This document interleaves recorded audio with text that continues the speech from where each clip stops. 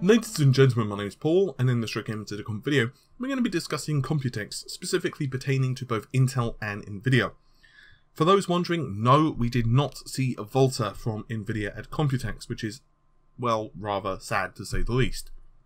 But they did show off some other stuff, including some really nice Gsynch monitors and some other mobile technology, but we'll get to that in a moment. But the primary focus of this video will be Intel, specifically regarding the X299 HEDT platform. The first thing we want to talk about is some benchmarks which have leaked, and then we're going to talk about the pricing, the whole slew of different processors, the platform, other bits and pieces, and some confirmation of some rumours and, well, the absolute destruction of others. So let's get into it. Perhaps one of the more interesting things that has emerged from all of this is the fact that a Chinese overclocker has managed to get hold of a 7900X. So for those who do not know, it's a 10-core 20-thread replacement of the 6950X. Now, the really nice thing about this is we actually have a CPU-Z comparison. I know what you're going to say. CPU-Z is not actually the most accurate. It doesn't have all of the, because each benchmark uses different parts of the CPU and all of that. Yes, this is true, but it does give us at least some base understanding of how the CPUs stack up against one another. Now, what's rather interesting is the 7900X scores 527 points in single thread. This is compared to 430 of the 6950X. On the other hand, the 7900X managed to score almost 5200, it's just 2 points out, with multi-threading, but the 6950X scores just 5030. Now you might say to yourself, well, especially in multi-threading, that's not that big of a deal. I mean, it's not like you're even hitting 10 or 20% improvement in performance. Yes, this is true, but there is something to bear in mind, and that is the massive price disparity between the processors respective to their launchers. In other words, what we're seeing is that Intel are releasing a processor which is faster than the previous generation, but at a considerably lower price, which is naturally a really, really, really good thing indeed, and is definitely... Well, I'm not going to regale you of the tales of every one of these CPUs, because, quite frankly, there are way too many of them. The high-end CPU is the i9-7980XE. Now, I did talk about this a little bit yesterday, but now we have official confirmation from Intel that, well, it's real. Quite frankly, I think we kind of knew that it was real anyway, given the sheer number of leaks of this processor, but it's good to hear official confirmation. Unfortunately, it's not without a hefty price tag. You're looking at $2,000 for this thing. It does feature 18 cores, 36 threads, so obviously you are getting quite a lot of performance. And the lower end chip is the 7960X, which features 16 cores, 32 threads.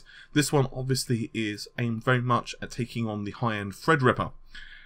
We're hearing clock speeds being touted of around 4.2 to 4.5 gigahertz for this particular processor, but obviously I would be very hesitant to actually pin that down and take it as gospel until we actually hear final official specs. In fact, I suspect Intel are probably still tinkering internally regarding this. Quite a few people have also asked me regarding the Intel Turbo Max 3.0, because obviously there are different clock speeds. There is the base clock, there is the Turbo 2.0 clock, and then finally the Turbo Clock 3.0.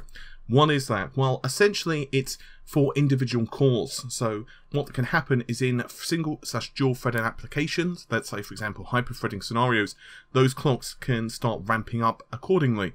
This does mean that this processor is rather tasty for gaming, because, and we're not talking about, user overclocks here, because theoretically at least, if you've got pretty decent silicon and a pretty decent cooler, you should be able to ramp up those clock speeds higher still, but right out the gate it does provide a nice boost. Other information that Intel have released tells us that this is going to be a teraflop CPU.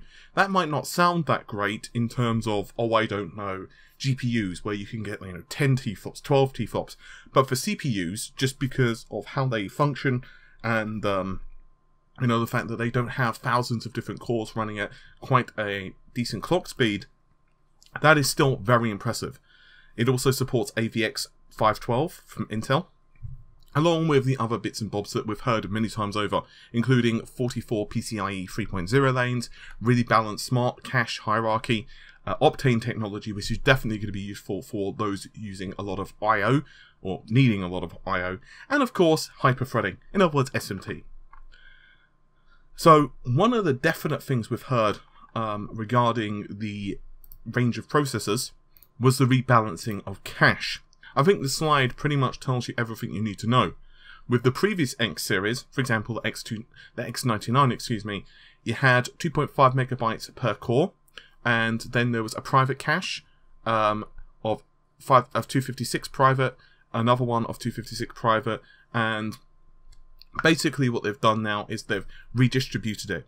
The idea behind that is enlarging MCL, and essentially the idea is to reduce the latency impact. So each core has its own lower latency memory, which in theory, and obviously theory does not necessarily indicate reality, we should see higher performance for certain tasks. There was another question which was raised regarding DIMM support. Specifically, the fact that there was a couple of images doing the rounds which basically showed Skylake X, or made people question whether Skylake X would support 4 or 8 DIMMs. Essentially, we have a situation which tells us that yes, it will support 8 DIMMs, but Kaby Lake processors will only support 4 DIMMs, which obviously makes an awful lot of sense when you think about it.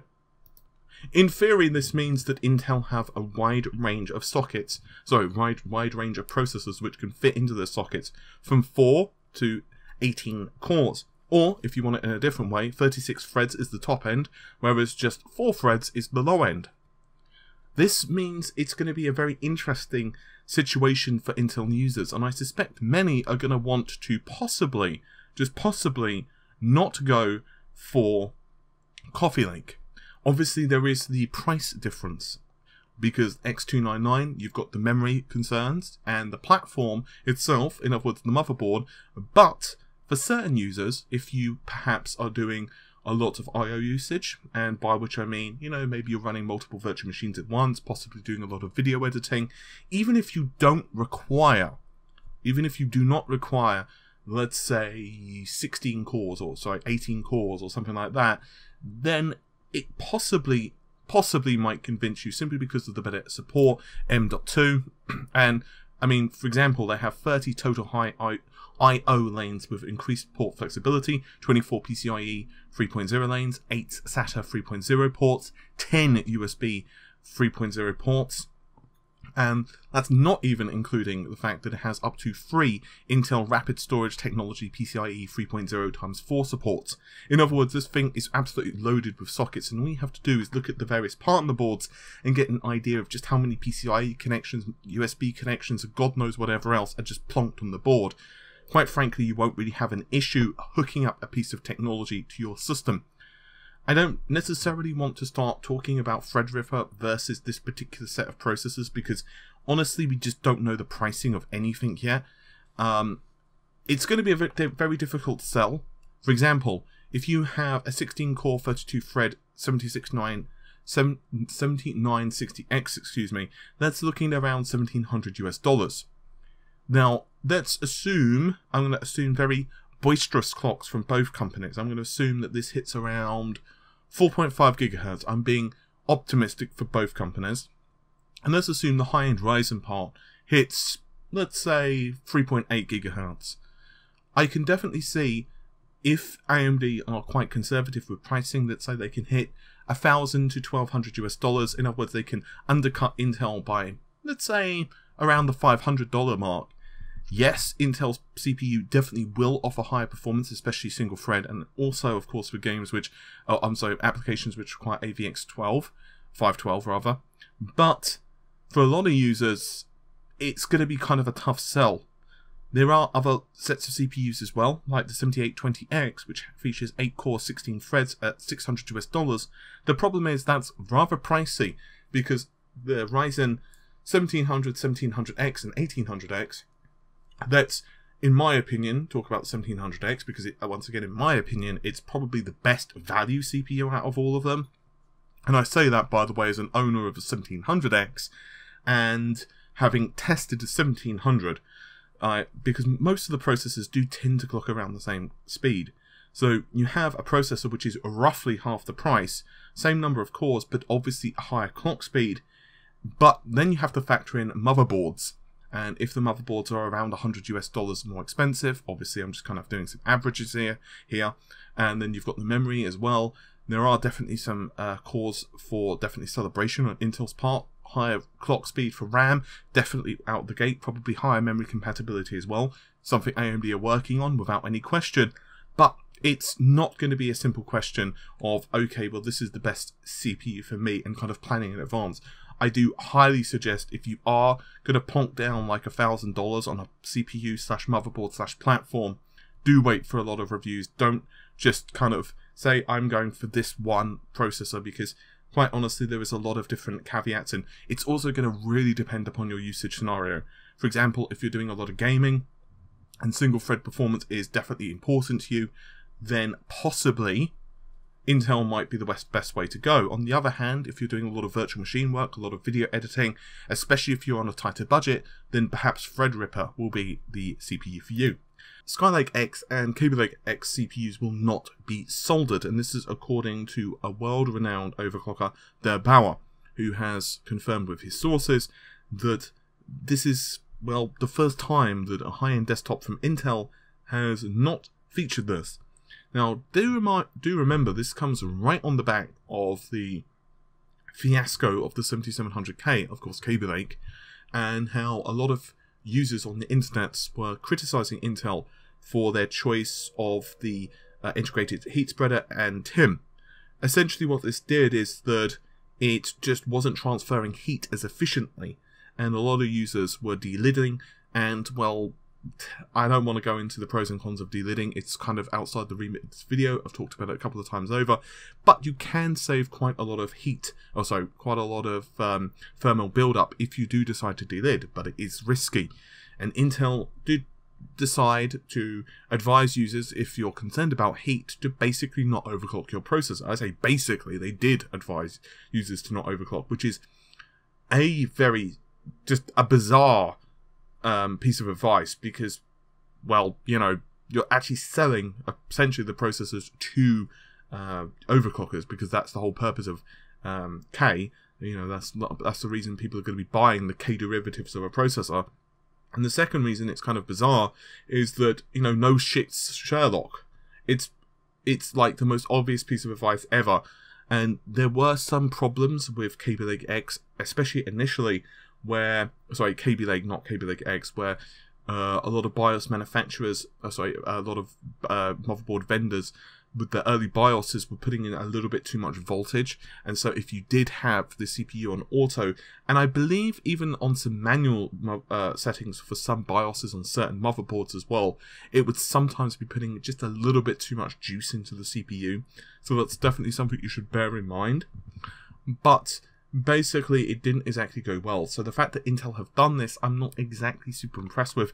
And obviously, that will mean that you're left with a bit of a choice. You're left with the choice of, like, do you delid a potentially $2,000 CPU? And I imagine for many, they're going to just choose no.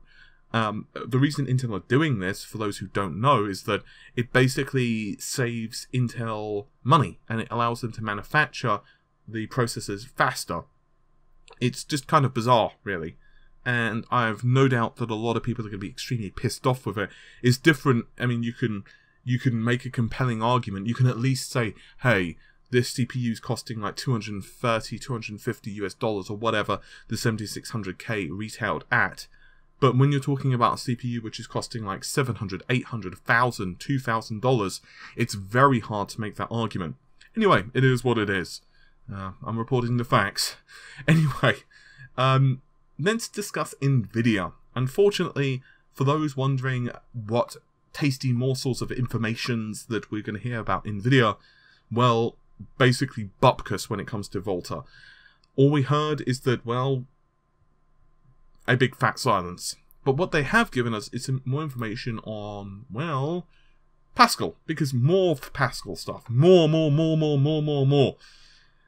Basically, they have unveiled a Max-Q design for their various laptop GeForce graphics cards.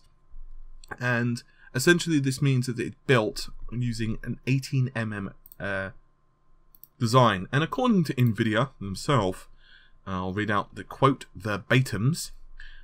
Max-Q technology allows a GTX 1080 to be used as an ultra-portable gaming notebook by reducing GPU power consumption by half. It's the efficient trade-off of performance and power for the GPU. Our software balances work done by the CPU and GPU, optimizes game settings, and using advanced system design techniques for thermal management and power regulation. And they've also introduced Whisper mode, the new ultra-efficient mode, which plugged into your laptop runs much quieter when gaming, and it works intelligently, pacing game frame rates by simultaneously configuring graphic card settings for optimal power efficiency. It's quite ironic, well, not ironic, that's not the right word, but it's kind of funny because what they did decide to do as well is show off the power of this particular device by comparing it to a PlayStation 4.